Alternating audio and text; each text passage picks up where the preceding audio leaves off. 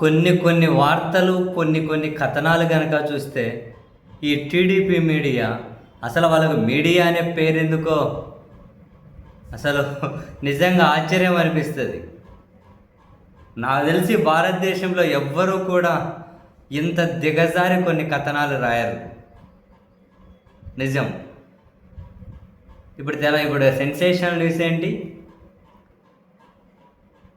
హైదరాబాద్ మొయినాబాద్ పరిధిలోని అజీజ్ నగర్, అక్కడ బీఆర్ఎస్ మాజీ ఎమ్మెల్యే పైలట్ రోహిత్ రెడ్డి ఫామ్ హౌస్లో డ్రగ్స్ పార్టీ జరుగుతుంది. పోలీసులకు సమాచారం వచ్చింది, అక్కడికి వెళ్ళారు.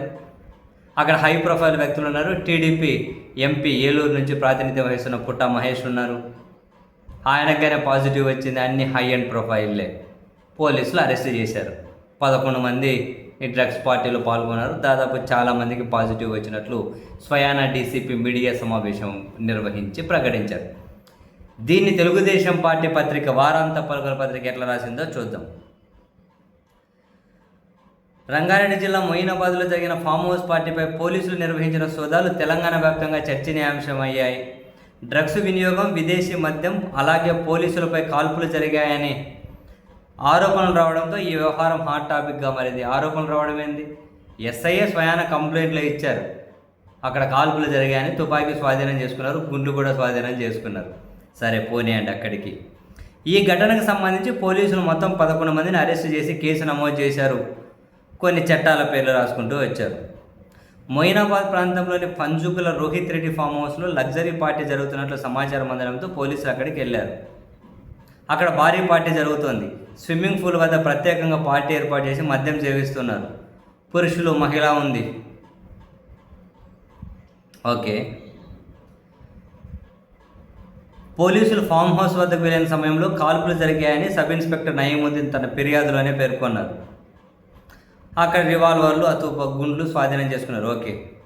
డ్రగ్స్ స్వాధీనం చేసుకున్నారు. ఆ డ్రగ్స్ గురించి రాశారు. ఓకే. డ్రగ్స్ పరీక్షల్లో పాజిటివ్. పార్టీలో పాల్గొన్న వారికి డ్రగ్ పరీక్షలు నిర్వహించగా 6గురికి పాజిటివ్ వచ్చినట్లు ఈగల్ ఎస్పీ వెల్లడించారు. ఈ కేసులో 11 మందిని అరెస్ట్ చేశారట.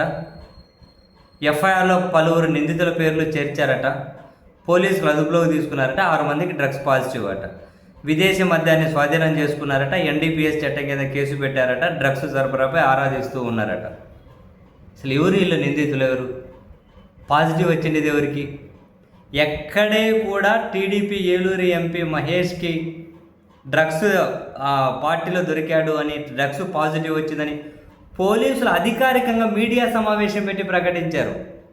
అయినా కూడా ఆయన పేరు కూడా ఎక్కడా లేకుండా పలువురికి ఇదేమన్నా అత్యాచారం కేసా, బాధితురాలే పేరు ఫోటో దాచిపెట్టడానికి ఎంత నీచమైన స్టేజ్కి దిగసారుతారా అయ్యా మీరు?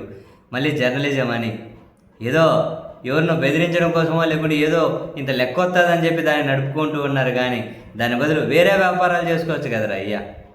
ఆరోపణలు కాదు కదా. నేరుగా పోలీసులు మీడియా సమావేశం పెట్టి ఒక టీడీపీ ఎంపీకి డ్రగ్స్ పాజిటివ్ వచ్చింది, అరెస్ట్ చేశామని ప్రకటిస్తే ఆ ఎంపీ పేరు లేదు. అసలు ఆయన పేరే లేదు ఎక్కడ. 11 మందిని అరెస్ట్ చేశారు. 6 మందికి పాజిటివ్. ఇంకా అది మద్యం గురించి, ఆడున్న డ్రగ్స్ గురించి, సెక్షన్ల గురించి పేరాగ్రాఫ్లు రాసుకుంటూ పోయారు. సో మళ్ళీ నీతులు చెబుతారు.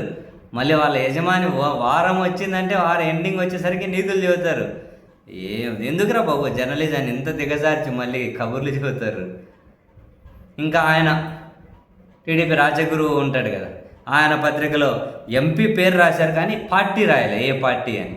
ఎంపీ పేరు అయితే రాశారు వాళ్ళు, కానీ ఏ పార్టీ అని అయితే రాయలే. వారాంత పలుకులు అయితే అసలు పేరే రాయలే.